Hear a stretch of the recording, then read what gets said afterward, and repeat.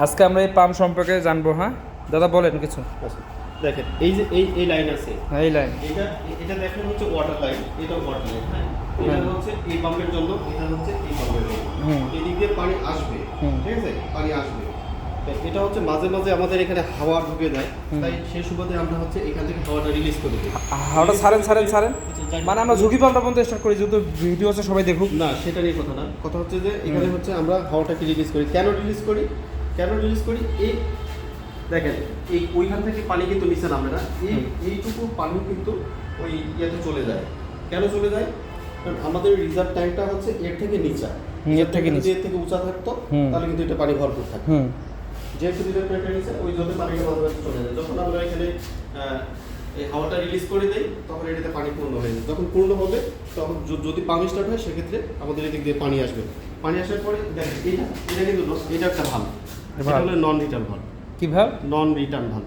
নন return মানে এখানে bag হবে না, ব্যাগ আর হবে না। এই যে পানি এদিকে ঢুকলো আর ব্যাগ হবে না। যদি ব্যাগ হতো দেখেন, তাহলে কি ঘটনাটা ঘটতো? পানিটা আমরা তুললাম, পানি এখানে পাইপের মধ্যে আছে, যদি এই ভাল্বটা না থাকতো, তাহলে এখন মোটর বন্ধ, আবার পুরোটাই পানি ট্যাঙ্কে চলে যেত। তাহলে পানি থাকতো না, তাহলে প্রেসারটা থাকতো না, পাইপে পানি থাকতো না, প্রেসারও থাকতো না।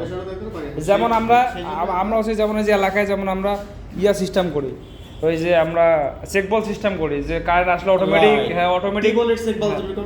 মানে টিবল থাকে না, ডাইরেক্ট চেকবল সিস্টেম করে কারেন্ট আসলে অটোমেটিক মোটর থেকে পানি পাই যায়, আবার কারেন্ট চলে গেলে বন্ধ হয়ে যায়। সেই রকম এটা হচ্ছে আমরা নন রিটার্ন ওইদিকে চলে গেল।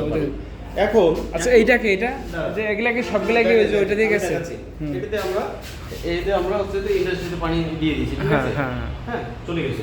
এই দুইটা লাইন দেখেন, এই যে এইটা একটা মোটা পাইপ, ওইটা একটা মোটা পাইপ, এই দুইটা পাইপ, এখানে একটা মোটা পাইপ, এখানে একটা মোটা হচ্ছে।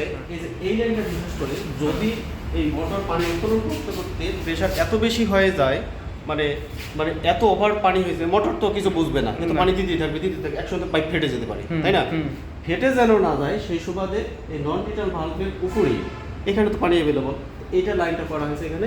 এই যে একটা ভালভ লাগানো হয়েছে, এটার নাম হলো pressure release valve. Pressure release valve, এখান থেকে ওই প্রেসারটা রিলিজ করবে, মানে এই যে পানিটা দিচ্ছে, হ্যাঁ এটা গেছে কই পর্যন্ত? আবার ট্যাঙ্কিতে চলে গেছে, আবার ট্যাঙ্কিতেই গেছে, মানে বেশি প্রেসার হলে আবার ট্যাঙ্কিতেই যাবে। এই মোটর তো পানি উত্তোলন করতেইছে, এদিক দিয়ে ব্যাক হয়ে যাবে।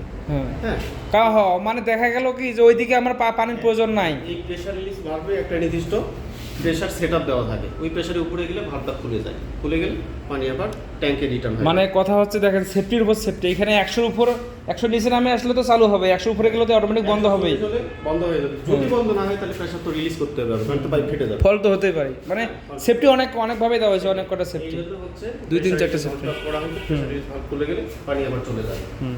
এখন প্রশ্ন হচ্ছে ওইটা কেন আমার কেন? ওই লাইনটা হচ্ছে আমার এই মোটর ঘন্টায় বা মিনিটে কত গ্যালন বা কত লিটার বা কত কি পানি উত্তোলন করতেছে, এটা যদি আমি মেজার করতে চাই, তাহলে আমি এই ভালভটা বন্ধ করে দিব।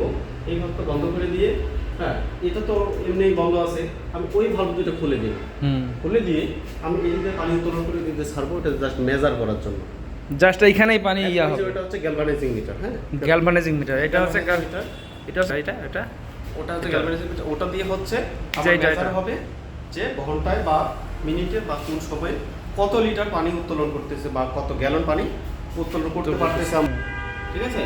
এইটাই মেজার করার জন্য ওই লাইনটা করা হয়েছে। এটুকুই মানে তাহলে সম্পূর্ণ পাম্পের সম্পর্কে জানা হয়ে গেল মোটামুটি, আরও পরবর্তীতে জানানো হবে। হ্যাঁ আচ্ছা রাখলাম।